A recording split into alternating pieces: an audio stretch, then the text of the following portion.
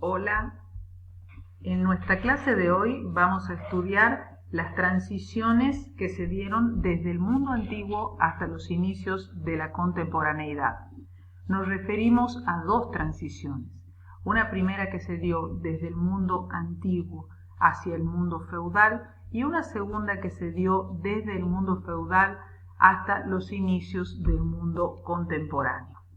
El análisis de estas transiciones nos parece importante para poder explicar cuáles son las características, los rasgos más importantes, las bases de la sociedad en la que nosotros vivimos hoy. Cómo se fueron conformando los sistemas de gobierno, cómo se fue desarrollando el liberalismo, cómo se fue instalando el liberalismo, cómo se fue construyendo con todos sus matices en los distintos estados. Por supuesto, todo esto va a implicar el estudio de procesos históricos. La idea no es ir viendo acontecimientos individuales, sino dentro de procesos históricos que los cargan de significado en el largo alcance. Por supuesto, estos procesos que vamos a estudiar siempre los vamos a realizar desde la perspectiva de la historia social, como vieron en nuestra clase anterior. Por supuesto, vamos a ir analizando distintos aspectos políticos, económicos, social, también lo ideológico, lo cultural. En algún momento nos detendremos a ver el punto de vista de algún individuo, de algún sujeto importante que haya tenido alguna actuación destacada o diferente. También vamos a ver mentalidades colectivas u otros puntos de vista. Si bien en algunas clases vamos a profundizar en algunos de estos aspectos y no tanto en otros, y esto va a ir variando, lo importante es que ustedes comprendan que todas estas variables están interrelacionadas en la realidad como lo están en la vida misma y están en constante cambio. Por ahí nosotros vamos a profundizar algún aspecto en una clase porque se presta para ello. Y lo hacemos por una cuestión didáctica, ¿no es cierto? No porque en realidad no esté todo operando conjuntamente. Esto es muy importante que lo comprendamos. Ahora, para comenzar a hablar de esta primera transición desde el mundo antiguo al mundo feudal, vamos a concentrarnos un poco en los mecanismos de trabajo. Y para ello nos retrotraemos hacia una revolución que se dio 8.000 años antes de Cristo, que se denominó la revolución neolítica. Esta revolución de la piedra nueva es una revolución fundamental que vivió la humanidad y es cuando el hombre aprende a vivir sedentariamente, cuando deja de ser nómade y es capaz de instalarse en comunidades sedentarias. Estas primeras comunidades, chicos, aprenden a realizar cosas sumamente importantes y profundamente revolucionarias, como el hecho de que el hombre aprende a domesticar animales, surgir el tejido, la arquitectura, y entre estas cuestiones que el hombre aprende, surge la agricultura. El hombre aprende a cultivar. Esto, chicos, es un rasgo que quiero que subrayen y tengan sobre él una atención especial. ¿Por qué? Porque la agricultura, a partir de esta revolución, será la forma de subsistencia predominante de las sociedades hasta que lleguemos a las puertas de la contemporaneidad, hasta que a fines del siglo XVIII se produzca la primera revolución industrial. Así que este modo de subsistencia, ¿no es cierto?, esta forma de producción que es la agricultura, se va a convertir en dominante hasta entrado el siglo XIX. Fines del siglo XVIII, como les digo, hasta comienzos del XIX. En el mundo antiguo, por supuesto, fue un mundo que económicamente se soportó en esta principal actividad que fue la agricultura, pero tuvo una característica y es que la misma estuvo muy vinculada con el sistema esclavista. Agricultura y esclavitud fueron de la mano en el mundo antiguo en una gran medida. ¿Cómo se obtenían los esclavos? Los esclavos se obtenían como mercancías, porque el hombre, una vez que era esclavizado, perdía la condición de persona y pasaba a ser una mercancía, ¿no es cierto? Se podía comerciar con él. En otras sociedades se caía en la esclavitud por deudas en algunas épocas.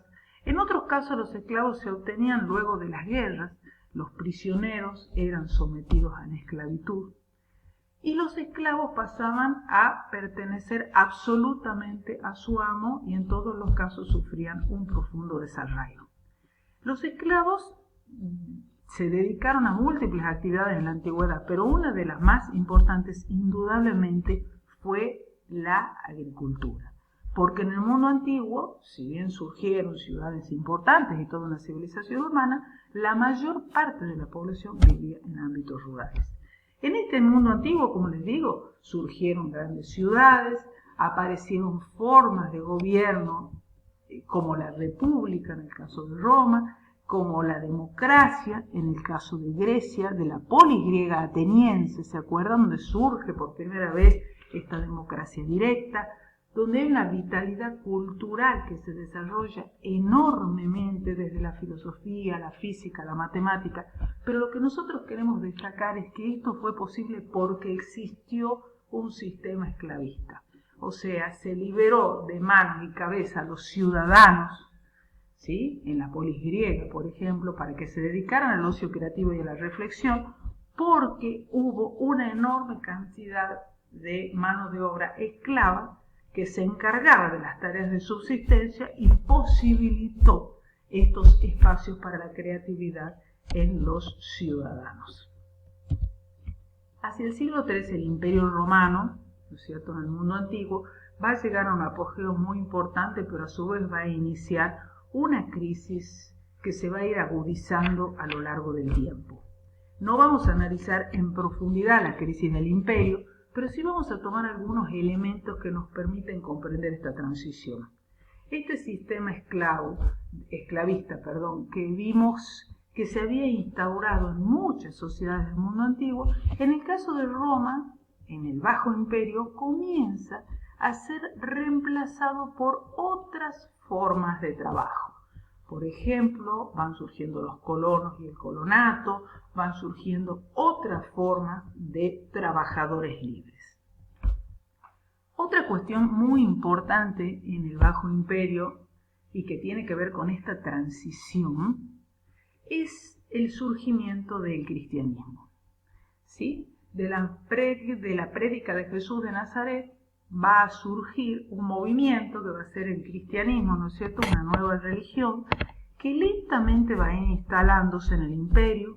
Fue realmente muy perseguida, duramente perseguida en sus inicios. Sin embargo, el imperio luego fue cambiando su actitud hacia la misma, la toleró en un primer momento y a partir del 395 Teodosio la declara la religión oficial del imperio.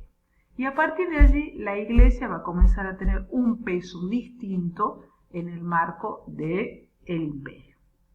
Cuando se produjo la caída del imperio por las invasiones germánicas denominadas bárbaras, ¿no es cierto?, por aquellos pueblos que decían que los germánicos eran pueblos que no sabían vivir en las polis, por eso era un término profundamente despectivo. Estas invasiones germanas, cuando caen y hacen que caiga el Imperio Romano de Occidente, porque el Imperio Romano de Oriente queda en pie, nosotros vamos a poder apreciar que la Iglesia fue una de las instituciones que hizo de puente cultural entre este mundo antiguo y el mundo feudal, ¿sí? Fue una institución que se sostuvo y que se mantuvo en un ámbito absolutamente conflictivo y caótico como fue la caída del Imperio Romano de Occidente. La Iglesia se mantuvo como un faro, iluminando, ¿no es cierto?, y trasladando cultura, conocimientos, saberes, rituales, etcétera, hacia el mundo antiguo. Hacia el mundo feudal, perdón. En el espacio donde había existido el Imperio Romano, como les dije, se instalaron los nuevos pueblos bárbaros, vándalos, ostrogodos, francos, burgundios, y en el espacio que había correspondido al Imperio Romano de Occidente comenzaron a intercambiar modos de vida, de cultura, etc. La población romana existente con la población germana, o de los distintos pueblos denominados bárbaros, que se instalaron en este espacio. Y así, de la fusión de ellos fue surgiendo un nuevo modo de organizar la sociedad que se denominó el feudalismo. O sea, me interesa que les quede muy claro, chicos, que el feudalismo proviene de la fusión de tres legados.